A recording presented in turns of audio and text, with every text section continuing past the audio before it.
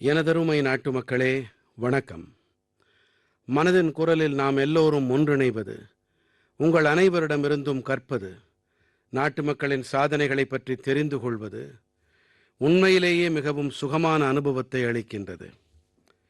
பரஸ்பரம் ஒருவரோடு ஒருவர் விஷயங்களை பகிர்ந்து மனதின் குரலை நாம் ஒலிக்கச் செய்து வருகையில் இந்த நிகழ்ச்சி 125 பகுதிகளை கடந்து விட்டது பற்றி தெரியவே இல்லை. இன்று நமது இந்த நிகழ்ச்சியின் 126வது பகுதி. இன்றைய தினத்தோடு சில சிறப்பம்சங்களும் இணைந்திருக்கின்றன. இன்று பாரதத்தின் 2 மகத்தான ஆளுமைகளின் பிறந்த நாளாகும். நான் தியாகி பகத்சிங், லதா தீதி பற்றித்தான் குறிப்பிடுகின்றேன். நண்பர்களே, உயிர் தியாகி பகத்சிங் பாரதவாசிகள் அனைவருக்கும், குறிப்பாக தேசத்தின் இளைஞர்களின் ஊக்கத்தின் ஊற்று. அஞ்சாமை என்பது அவருடைய இயல்பின் ஒவ்வொரு கூறிலும் நிறைந்திருந்தது. தேசத்திற்காக தூக்கு மேடை ஏறும் முன்பாக பகத்சிங் அவர்கள் ஆங்கிலேயர்களுக்கு ஒரு கடிதம் எழுதினார். நீங்கள் என்னையும் என்னுடைய சகாக்களையும் போர்க்கைதிகளைப் போல நடத்த வேண்டும் என்றும், ஆகையால் எங்கள் உயிர் தூக்கு மேடையில் அல்ல, துப்பாக்கியால் சுடப்பட்டு போக்கப்பட வேண்டும் என்று அவர் ஆங்கிலேயர்களுக்கு கடிதம் எழுதியிருந்தார். பகத்சிங் அவர்கள் மக்களின் துயரின் பொருட்டு மிகவும் புரிந்துணர்வு உடையவராக இருந்தார். அவர்கள் உதவிக்கு எப்போதும் முன்வந்தார். நான் உயிர் தியாகி பகத்சிங் அவர்களுக்கு மரியாதை கலந்த ஸ்ரத்தாஞ்சலிகளை அர்ப்பணம் செய்கிறேன்.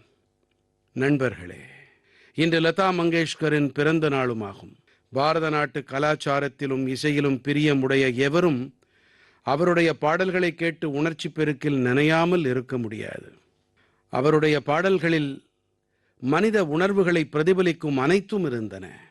அவர் பாடிய தேசபக்தி பாடல்கள் மக்களுக்கு உத்வேகம் அளித்தன. பாரதத்தின் கலாச்சாரத்தோடும் கூட அவருக்கு ஆழமான பிணைப்பு இருந்தது. நான் லதா தீதிக்கும் கூட என் இதயபூர்வமான நினைவாஞ்சலிகளை தெரிவிக்கிறேன். நண்பர்களே, லதா தீதி கருத்தூக்கம் பெற்ற மகத்தான ஆளுமைகளில் வீர் சாவர்க்கரும் ஒருவர். அவரை இவர் தாத்யா என்று அழைப்பார். வீர் சாவர்க்கர் அவர்களின் பல பாடல்களையும் கூட தனது குரலால் இழைத்திருக்கிறார். சகோதரி லதா அவர்களுக்கும் எனக்கும் ஒரு அன்புறவு எப்போதுமே இருந்து வந்திருக்கிறது. ஒவ்வொரு ஆண்டும் மறக்காமல் அவர் எனக்கு ராக்கியை அனுப்பி வைப்பார். மராட்டி மெல்லிசையின் மகத்தான ஆளுமையான சுதீர் ஃபட்கே அவர்கள் முதன்மையாக லதா தீதியை எனக்கு அனுபவம் செய்து வைத்தது எனக்கு நன்றாக நினைவிருக்கிறது. சுதீர் அவர்களால் இசையமைக்கப்பட்டு உங்களால் பாடப்பட்ட ஜோதி கலஷ் சலுக்கே என்ற பாடல் எனக்கு மிகவும் பிடிக்கும் என்று நான் அப்போது லதா தீதியிடம் கூறினேன். நண்பர்களே, நீங்களும் என்னோடு கூட இதன் ஆனந்தத்தை பருகுங்கள்.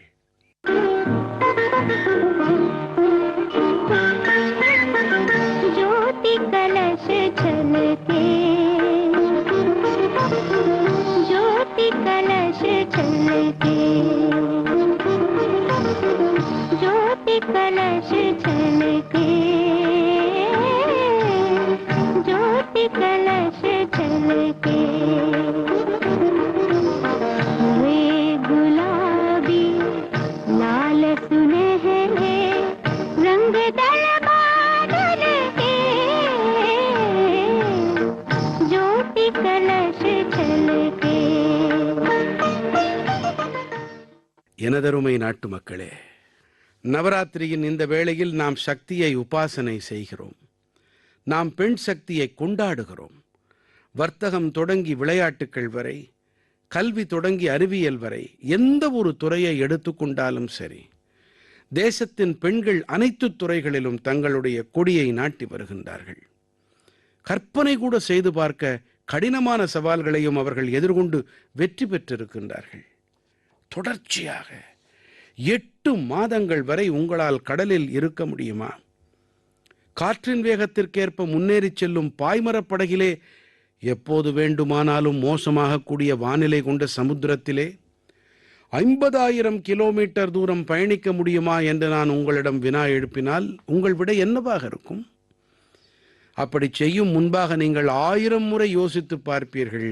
ஆனால் பாரதிய கடற்படையின் 2 சாகசம் நிறைந்த அதிகாரிகள் நாவிகா சாகர் பரிக்கிரமா மூலம் இப்படி செய்து காட்டியிருக்கின்றார்கள்.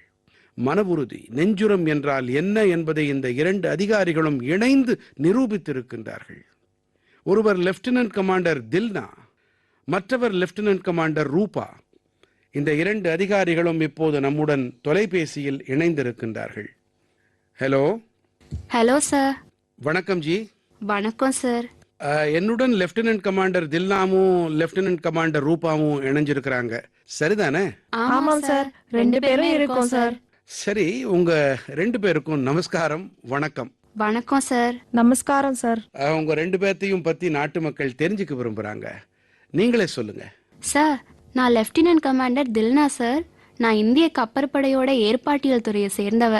நான் கப்பற்படையில 2014ஆவது வருஷம் சேர்ந்தேன் சார். கேரளத்தோட கோழிக்கோட்டில இருந்து நான் வரேன். எங்க அப்பா ராணுவத்துல இருந்தாரு. எங்க அம்மா இல்லத்தரசி தான் சார். எங்க கணவரும் கூட இந்திய கப்பற்படையில அதிகாரியா இருக்காரு சார். என்னோட சகோதரி தேசிய மாணவர் படையில வேலை பார்த்துட்டு இருக்கா. ஜெய்ஹிந்த் சார். நான் லெப்டினன்ட் கமாண்டர் ரூபா பேசுறேன். நான் கப்பற்படையில 2017ஆம் ஆண்டு கப்பற்படை படைக்கல கண்காணிப்பு பிரிவுல சேர்ந்தேன். எங்க அப்பா தமிழ்நாட்டை சேர்ந்தவர்.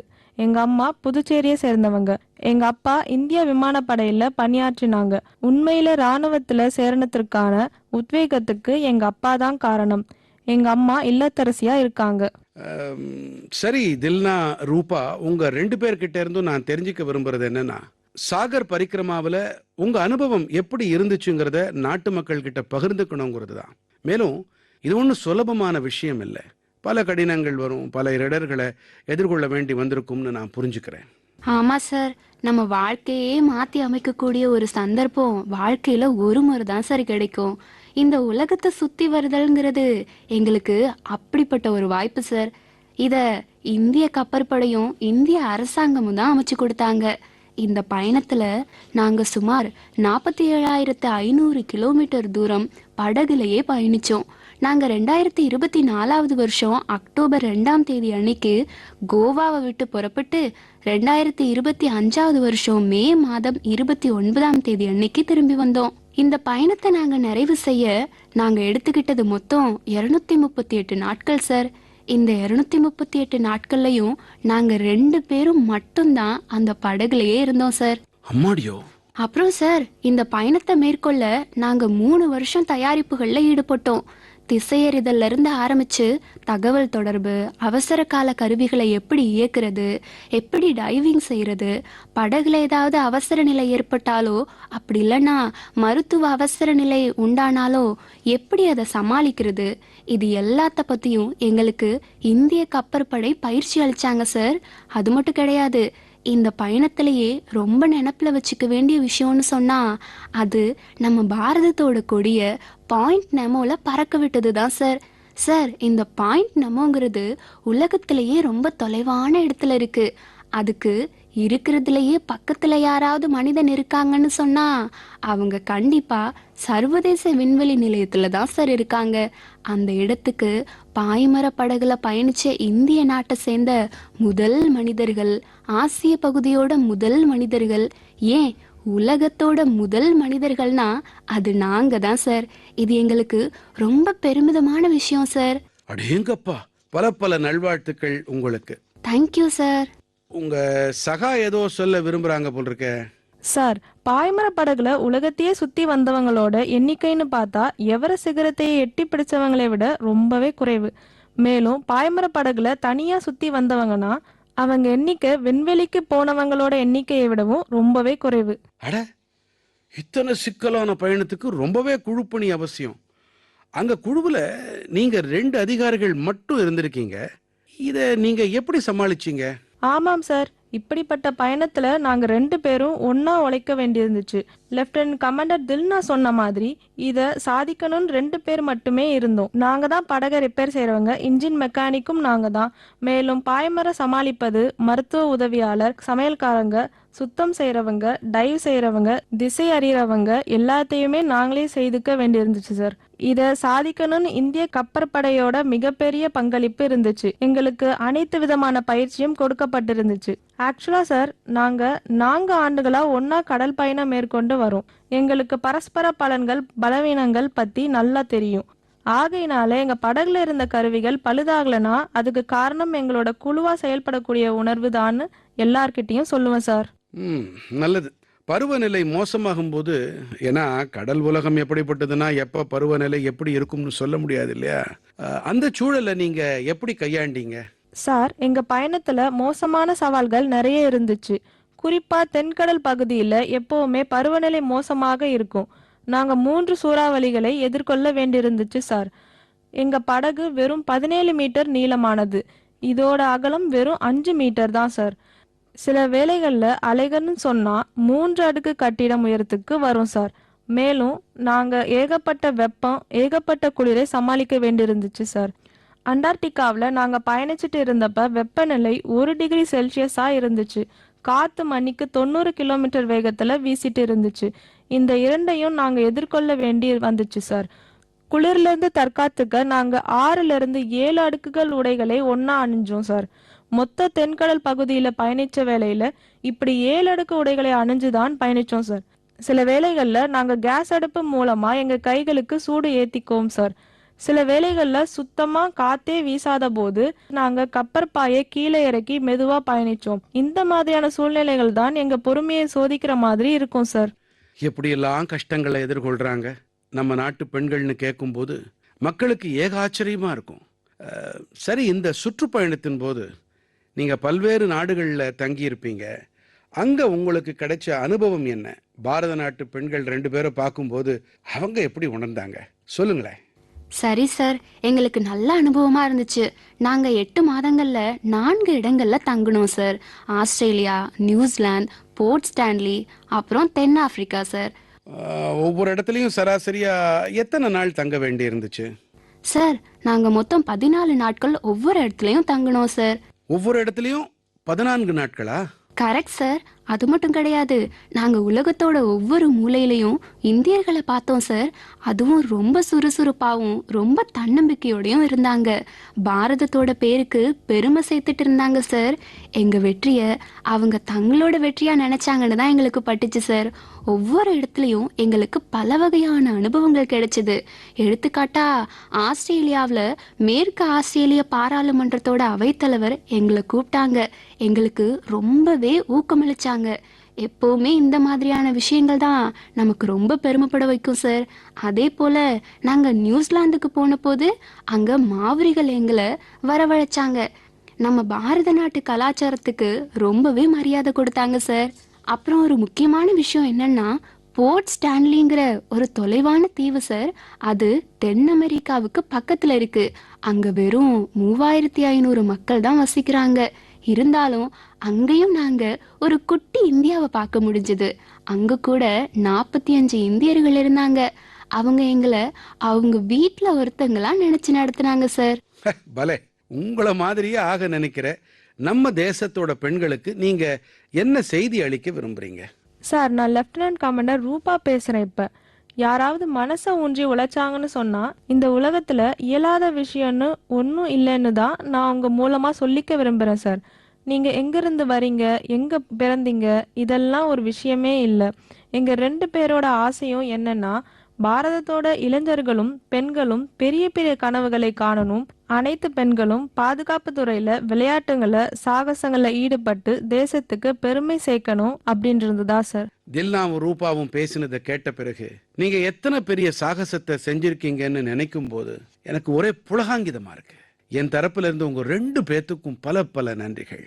கண்டிப்பா உங்களோட உழைப்பு, உங்க வெற்றி, உங்களோட சாதனை இதெல்லாம் தேசத்தோட இளைஞர்களுக்கும் தேசத்தின் பெண்களுக்கும் பெரிய கருத்தூக்கமா இருக்கும். தொடர்ந்து மூவண்ண கொடியோட பெருமைக்கு பெருமை சேர்த்துக்கிட்டே இருங்க. உங்க அனைத்து எதிர்கால முயற்சிகளுக்கும் என்னோட ஏராளமான நல்வாழ்த்துக்கள். Thank you sir. பல பல நன்றிகள். வணக்கம், நமஸ்காரம். வணக்கம் சார். நண்பர்களே, நம்முடைய புனித நாட்கள், பண்டிகைகள் எல்லாம் பாரதத்தின் கலாச்சாரத்தை உயிர்ப்போடு வைத்திருக்கின்றன. சட் பூஜை இப்படிப்பட்ட ஒரு புனிதமான நாள். இது தீபாவளிக்கு பிறகு வருகிறது. சூரிய தேவனுக்கு அர்ப்பணிக்கப்பட்ட இந்த பெரும் புனித நாள் மிகவும் விசேஷமானது. இதிலே நாம் அஸ்தமனமாகும் சூரியனுக்கு நீரால் அஞ்சலி செலுத்துகிறோம், அவனை வழிபடுகிறோம். சட் என்பது தேசத்தின் பல்வேறு பாகங்களில் மட்டும் கொண்டாடப்படுவதில்லை, உலகெங்கிலும் இதை கொண்டாடுவதை பார்க்கலாம். இன்று இது ஒரு உலகளாவிய பண்டிகையாக ஆகி வருகிறது. நண்பர்களே, பாரத அரசும் கூட சட் பூஜை தொடர்பாக ஒரு பெரிய முயற்சியில் ஈடுபட்டு வருகிறது என்பதை உங்களுக்கு தெரிவிப்பதில் நான் பெரும் மகிழ்ச்சி அடைகிறேன். சட் பெரும் நாளை யுனெஸ்கோ அமைப்பின் இன்டான்ஜிபிள் கல்ச்சரல் ஹெரிட்டேஜ் லிஸ்ட், அதாவது கலாச்சார மரபு பட்டியலில் சேர்க்கும் முயற்சியில் பாரத அரசு ஈடுபட்டிருக்கிறது. சட் பூஜை எப்போது யுனெஸ்கோவின் பட்டியலில் இடம்பெறுமோ அப்போது உலகின் அனைத்து இடங்களைச் சேர்ந்த மக்களும் இதன் பெருமை மற்றும் தெய்வீகத்தன்மையை அனுபவித்து உணர்வார்கள். நண்பர்களே, சில காலம் முன்பாக பாரத அரசின் இப்படிப்பட்ட முயற்சிகள் காரணமாக கோல்கத்தாவின் துர்கா பூஜையும் கூட யுனெஸ்கோவின் இந்த பட்டியலின் அங்கமாக ஆனது. நாம் நமது கலாச்சார ஏற்பாடுகளுக்கு இப்படிப்பட்ட உலகளாவிய அடையாளத்தை அமைத்துக் கொடுத்தோமேயானால் இவை பற்றி உலகம் அறிந்து கொள்ளும், புரிந்து கொள்ளும், இவற்றிலே கலந்து கொள்ள முன்வரும். நண்பர்களே, அக்டோபர் மாதம் 2ஆம் தேதியன்று காந்தி ஜெயந்தி வருகிறது. காந்தியடிகள் எப்போதுமே சுதேசியை கைக்கொள்வதன் மீது அழுத்தம் கொடுத்து வந்திருக்கிறார். இவற்றிலே காதி மிகவும் முக்கியமானது. துரதிர்ஷ்டவசமாக சுதந்திரம் கிடைத்த பிறகு காதியின் ஒளி சற்று மங்கிப் போனது. ஆனால் கடந்த 11 ஆண்டுகளில் காதியின் மீது தேசத்தின் மக்களுக்கு ஈர்ப்பு அதிகரித்து விட்டது. கடந்த சில ஆண்டுகளிலே காதியின் விற்பனையில் விறுவிறுப்பு கூடியிருக்கிறது. அக்டோபர் மாதம் 2ஆம் தேதியன்று ஏதாவது ஒரு காதி பொருளை நீங்கள் கண்டிப்பாக வாங்குங்கள் என்று நான் உங்களிடம் விண்ணப்பம் செய்து கொள்ளுகிறேன்.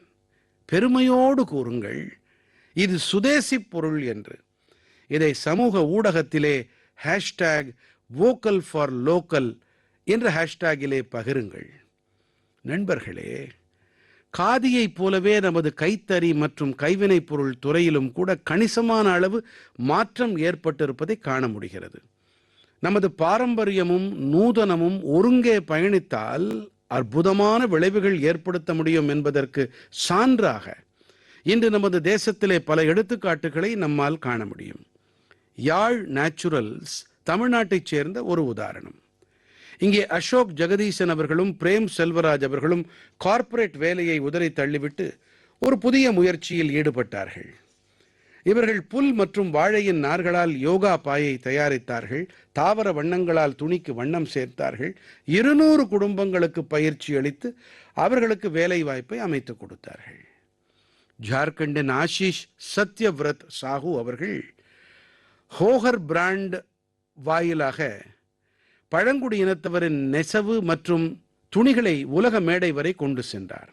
இவருடைய முயற்சியால் இன்று ஜார்க்கண்டின் கலாச்சார மரபு பிற நாடுகளைச் சேர்ந்த மக்களின் கவனத்தை கவர்ந்து வருகிறது. பீகாரின் மதுபனி மாவட்டத்தின் ஸ்வீட்டி குமாரி அவர்களும் கூட சங்கல்ப் கிரியேஷனை தொடங்கினார். மிதிலா ஓவியங்களை இவர் பெண்களின் வாழ்வாதாரத்திற்கான சாதனமாக ஆக்கினார். இன்று 500க்கும் அதிகமான ஊரக பெண்கள் இவரோடு இணைந்திருக்கின்றார்கள். தற்சார்பு பாதையில் நடைபோடுகின்றார்கள். வெற்றியின் இந்த அனைத்து கதைகளும் நமது பாரம்பரியங்களில் வருமானம் ஈட்டுவதற்கு எத்தனை வழிகள் மறைந்திருக்கின்றன என்பதையே நமக்கு கற்பிக்கின்றன. என் மனம் நிறை நாட்டு மக்களே, அடுத்த சில நாட்களில் நாம் விஜயதசமியை கொண்டாட இருக்கிறோம். இந்த முறை விஜயதசமி மேலும் ஒரு விஷயம் காரணமாக மிகவும் விசேஷம் நிறைந்தது. இந்த நாளன்றுதான் ராஷ்டிரிய ஸ்வயம் சேவக சங்கம் 100 ஆண்டுகள் முன்பாக நிறுவப்பட்டது. ஒரு நூற்றாண்டின் இந்த பயணம் எத்தனை அற்புதமானது, வரலாறு காணாதது, உத்வேகம் அளிக்க வல்லது. இந்த நாளிலிருந்து 100 ஆண்டுகள் முன்பாக ராஷ்டிரிய ஸ்வயம் சேவக சங்கம் நிறுவப்பட்ட போது தேசம் பல நூற்றாண்டு கால அடிமை தலைகளில் சிக்கி இருந்தது. இந்த பல நூற்றுக்கணக்கான ஆண்டுகள் பழமையான அடிமைத்தனம் காரணமாக நமது சுயமரியாதைக்கும் தன்னம்பிக்கைக்கும் ஆழமான காயம் ஏற்பட்டிருந்தது. உலகின் மிகத் தொன்மையான நாகரீகம் தனது அடையாளத்தை தொலைத்துவிட்டு அதை தேடுவதில் தவித்துக் கொண்டிருந்தது. நாட்டு மக்கள் தாழ்வு மனப்பான்மைக்கு இரையாகி இருந்தார்கள். ஆகையால் தேசத்தின் விடுதலையோடு கூடவே தேசத்தின் கருத்தியல் அடிமைத்தனத்திலிருந்தும் விடுதலை பெற்றாக வேண்டியது மிக மகத்துவமானதாக இருந்தது. இந்த நிலையில்தான் பெருமதிப்பிற்குரிய டாக்டர் ஹெட்கேவார் அவர்கள் இந்த விஷயம் குறித்து ஆழமாக ஆலோசித்த பிறகு இந்த பகீரத பணியை நிறைவேற்றும் பொருட்டு அவர் 1925ஆம் ஆண்டு விஜயதசமி நன்னாளில் ராஷ்டிரிய ஸ்வயம் சேவக சங்கத்தை நிறுவினார். டாக்டர் ஐயா காலமான பிறகு பெருமதிப்பிற்குரிய குருஜி அவர்கள் தேச சேவையின் இந்த மகாவேள்வியை முன்னெடுத்துச் சென்றார். பெருமதிப்பிற்குரிய குருஜி கோல்வால்கர் கூறுவதுண்டு, ராஷ்டிராய ஸ்வாஹா இதம் ராஷ்டிராய இதன் நமமாம். அதாவது, இது என்னுடையதல்ல, இது தேசத்தினுடையது என்று. இதிலே சுயநலத்திற்கு அப்பாற்பட்டு தேசத்திற்காக அர்ப்பணிக்கும் உணர்வினை வைத்துக் கொள்ள வேண்டும் என்பதற்கான உள்ளெழுச்சி அடங்கியிருக்கிறது. குருஜி கோல்வால்கர் அவர்களின் இந்த வாக்கியம்தான் லட்சக்கணக்கான ஸ்வயம் சேவகர்களுக்கு தியாகம் மற்றும் சேவையின் பாதையை காட்டியது. தியாகம் மற்றும் சேவையின் இந்த உணர்வும் ஒழுக்க பாடமும் தான் சங்கத்தின் மெய்யான பலம்.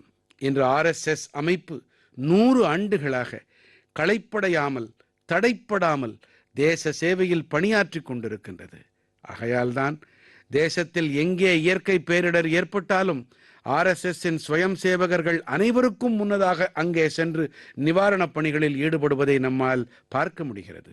லட்சோபலட்சம் ஸ்வயம் சேவகர்களின் வாழ்க்கையின் ஒவ்வொரு செயலிலும் ஒவ்வொரு முயற்சியிலும் தேசத்துக்கே முதன்மை என்ற இந்த உணர்வுதான் எப்போதும் முதன்மையானதாக இருக்கிறது. தேச சேவை என்ற மாபெரும் வேள்வியிலே தங்களை தாங்களே அர்ப்பணம் செய்து வரும் ஒவ்வொரு ஸ்வயம் சேவகருக்கும் என்னுடைய நல்வாழ்த்துக்களை நான் அர்ப்பணம் செய்கிறேன். என் கனிவான நாட்டு மக்களே, அடுத்த மாதம் அக்டோபர் 7ஆம் தேதியன்று மகர்ஷி வால்மீகியின் பிறந்த நாள். மகர்ஷி வால்மீகி பாரத நாட்டு கலாச்சாரத்தின் எத்தனை பெரிய ஆதாரம் என்பது நம் அனைவருக்கும் நன்கு புரியும். இந்த மகர்ஷி வால்மீகி தான் நமக்கெல்லாம் பகவான் ராமன் பற்றிய அவதார கதைகளை இத்தனை விரிவான முறையிலே அறிமுகம் செய்து வைத்தார். அவர் மனித சமுதாயத்திற்கு ராமாயணம் போன்றதொரு அற்புதமான நூலினை அளித்தார்.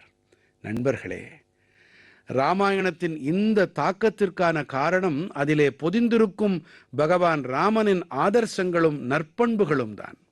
பகவான் ராமன் சேவை, சமத்துவ மனப்பான்மை மற்றும் கருணை ஆகியவற்றால் அனைவரையும் அரவணைத்தார். ஆகையால் தான் மகர்ஷி வால்மீகியின் ராமாயணம் ராமன், அன்னை சபரி, நிஷாத் ராஜ் என்ற குகன் ஆகியோரோடுதான் நிறைவாகிறது. அந்த வகையிலே நண்பர்களே, அயோத்தியிலே ராமனுக்கு ஆலயம் அமைக்கப்பட்ட போது கூடவே குகனுக்கும் மகர்ஷி வால்மீகிக்கும் கூட ஆலயம் எழுப்பப்பட்டது. நீங்களும் அயோத்தியிலே ராமலீலையை தரிசனம் செய்யுங்கள். மகர்ஷி வால்மீகி, நிஷாதராஜன் குகனுடைய ஆலயத்திற்கும் தரிசனம் செய்து வாருங்கள் என்று உங்களிடம் கேட்டுக்கொள்ளுகிறேன். என் உளம் நிறை நாட்டு மக்களே, கலை, இலக்கியம், கலாச்சாரத்தின் மிகச் சிறப்பான விஷயம் என்னவென்றால் இவை எந்த ஒரு வரம்பிற்குள்ளும் கட்டுப்பட்டு இருக்காது. இவற்றின் நறுமணம் அனைத்து எல்லைகளையும் தாண்டி மக்களின் மனங்களை தொட்டு வருடிவிடும். தற்போதுதான் பாரிஸில் ஒரு கலாச்சார நிறுவனமான சௌந்தக் மண்டபா தனது 50 ஆண்டுகளை நிறைவு செய்தது. இந்த மையமானது பாரத நாட்டு நடனத்தை வெகுஜனங்களுக்கு விருப்பமானதாக ஆக்குவதிலே பரவலான பங்களிப்பை அளித்திருக்கிறது. இதை மிலேனா சால்வினி அவர்கள்தான் நிறுவினார். இவருக்கு சில ஆண்டுகள் முன்பாகத்தான் பத்மஸ்ரீ விருது அளித்து கௌரவிக்கப்பட்டது. நான் சௌந்தக் மண்டபாவோடு இணைந்த அனைவருக்கும் பல பாராட்டுக்களை தெரிவிக்கிறேன். வருங்காலத்தில் உங்களுடைய அனைத்து முயற்சிகளுக்கும் என் நல்வாழ்த்துக்களை தெரிவிக்கின்றேன். நண்பர்களே, இப்போது நான் உங்களுக்கு 2 சிறிய ஒலிக் குறியீடுகளை இசைக்க இருக்கிறேன். இவற்றை கவனமாக கேளுங்கள். தயாலு சித்தகின் சித்தனா மினிஹ கௌருந்தோ මස බඳේ මිනිහ මිනිහා ගැන සොඳිනේ නෑනු වෙදෝ බිඳ කුදු සිතුවේ දයාලු සිතකින් සිතනා මිනිහ කවුරුන්දෝ මස බඳේ මිනිහ මිනිහා ගැන සොඳිනේ. இப்போது இரண்டாவது ஒலிக்குறிப்பை இசைக்கிறேன், கேளுங்கள். மனிதன் மனிதனுக்காயில்லையே மற்றதுதான் இங்கு கவலைப்படும் கருணையுள்ளத்தில் பரவிடவே அன்பு செய்வாய் நீ என் தோழா. மனிதன் மனிதனுக்காயில்லையே மற்றதுதான் இங்கு கவலைப்படும் கருணையுள்ளத்தில் பரவிடவே. இந்த குரலுக்கு சொந்தக்காரரான பூபேன் ஹசாரிகா அவர்களின் பாடல்கள் உலகெங்கிலும் பல்வேறு நாடுகளை இணைக்கின்றது என்பதற்கு சாட்சியாக இருக்கின்றது. இதிலே பூபேந்தா அவர்களின் மிக பிரபலமான பாடலான மனுஹே மனுஹார் பாபே, இதனை இலங்கையைச் சேர்ந்த கலைஞர்கள் சிங்கள மொழியிலும் தமிழிலும் மொழியாக்கம் செய்திருக்கின்றார்கள். நான் உங்களுக்கு இவற்றின் ஒலிக்குறிப்புகளைத்தான் இசைத்தேன். சில நாட்கள் முன்பாக அசாமிலே அவருடைய 100ஆண்டு விழாவிலே கலந்து கொள்ளும் பெரும்பேறு எனக்கு கிடைத்தது. இது உள்ளபடியே நினைவில் கொள்ளத்தக்க ஒரு நிகழ்ச்சியாக எனக்கு அமைந்தது. நண்பர்களே, பூபேன் ஹசாரிகா அவர்களின் 100ஆண்டினை அசாம் கொண்டாடி வரும் வேளையிலே சில நாட்கள் முன்பாக ஒரு துக்ககரமான சம்பவமும் நடந்தது. ஜுபின் கர்க் அவர்களின் அசந்தர்ப்பமான இறப்பும் நம்மை சோகத்தில் ஆழ்த்தியது. ஜுபின் கர்க் அவர்கள் ஒரு பிரபலமான பாடகர், நாடெங்கிலும் தனக்கென ஒரு அடையாளத்தை ஏற்படுத்தி கொண்டவர். அசாமின் கலாச்சாரத்தின் மீது அவருக்கு பெரும் ஈடுபாடு இருந்தது. ஜுபின் கர்க் அவர்கள் நமது நினைவுகளில் என்றென்றும் நீங்காதிருப்பார். அவருடைய இசையானது வருங்கால தலைமுறைகளையும் சொக்க வைக்கும். ஜுபின் கர்க் ஆசில் அஹோமார் ஹமோ சக்ருதிர் உஜ்ஜால் ரத்னோ ஜனோதார் ஹிருதயாத் தேயோ ஹிருதயாய ஜியாய் தாகிபோ. ஜுபின் அசாமிய கலாச்சாரத்தின் கோஹினூர் வைரமாக திகழ்ந்தவர். உடல் ரீதியாக அவர் நம்மை விட்டு மறைந்தாலும் அவர் என்றென்றும் நம் இதயங்களில் நீங்காதிருப்பார் என்பதுதான் இதன் பொருள். நண்பர்களே, சில நாட்கள் முன்பாக நம்முடைய தேசத்தின் ஒரு மகத்துவம் வாய்ந்த சிந்தனையாளரும் கருத்தியல்வாதியுமான எஸ்.எல். பைரப்பா அவர்கள் காலமானார். பைரப்பா அவர்களுடன் எனக்கு தனிப்பட்ட தொடர்பும் இருந்தது. எங்களுக்கு இடையே பல சந்தர்ப்பங்களில் பல்வேறு விஷயங்கள் குறித்து ஆழமான உரையாடலும் நிகழ்ந்திருக்கிறது. அவருடைய படைப்புகள் இளைய தலைமுறையினருக்கு பாதை வகுத்து கொடுத்தது. கன்னடத்தின் பல படைப்புகளின் மொழியாக்கமும் இப்போது கிடைக்கின்றது. நம்முடைய வேர்கள் மற்றும் கலாச்சாரத்தின் மீது நாம் பெருமைப்படுவது எத்தனை முக்கியமானது என்று அவர் நமக்கு சொல்லிச் சென்றிருக்கிறார். எஸ்.எல். பைரப்பா அவர்களுக்கு என்னுடைய உணர்வுபூர்வமான நினைவாஞ்சலிகளை நான் அர்ப்பணம் செய்கிறேன். இளைஞர்களே, அவருடைய படைப்புகளை நீங்கள் அவசியம் படிக்க வேண்டும் என்றும் கேட்டுக்கொள்ளுகிறேன். எனதருமை நாட்டு மக்களே, வரவிருக்கும் நாட்களிலே ஒன்றன் பின் ஒன்றாக பண்டிகைகளும் சந்தோஷங்களும் நம் வீட்டுக் கதவுகளை தட்ட இருக்கின்றன. ஒவ்வொரு புனித நாளின் போதும் நாம் பொருட்களை வாங்குகிறோம். மேலும் இந்த முறை பார்த்தால் ஜிஎஸ்டி சேமிப்பு கொண்டாட்டம் வேறு நடந்து வருகிறது. நண்பர்களே, ஒரு உறுதிப்பாட்டோடு நீங்கள் உங்களுடைய பண்டிகைகளை மேலும் சிறப்பாக கொண்டாட முடியும். இந்த முறை பண்டிகைகளின் போது சுதேசி பொருட்களை மட்டுமே வாங்கி கொண்டாடுவோம் என்று நாம் மன உறுதிப்பட்டால் நமது பண்டிகைகளின் ஒளி வெள்ளம் பல மடங்கு பெருகிவிடும் என்பதை நீங்களே பார்க்கலாம்.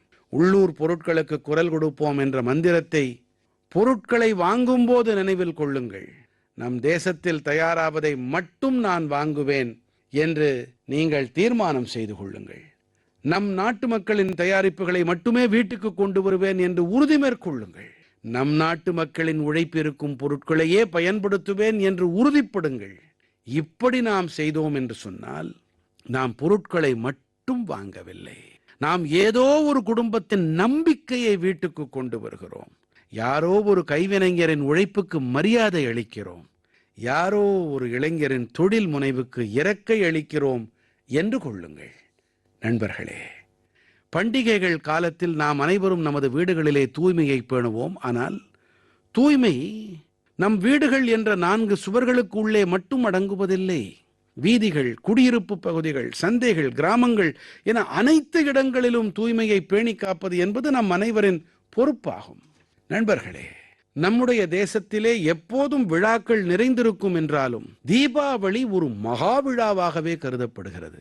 வரவிருக்கும் தீபாவளி பண்டிகைக்கும் உங்களுக்கு பல பல நல்வாழ்த்துக்களை தெரிவிக்கிறேன். இதோடு கூடவே நான் மீண்டும் ஒரு விஷயத்தை உரைக்கிறேன்.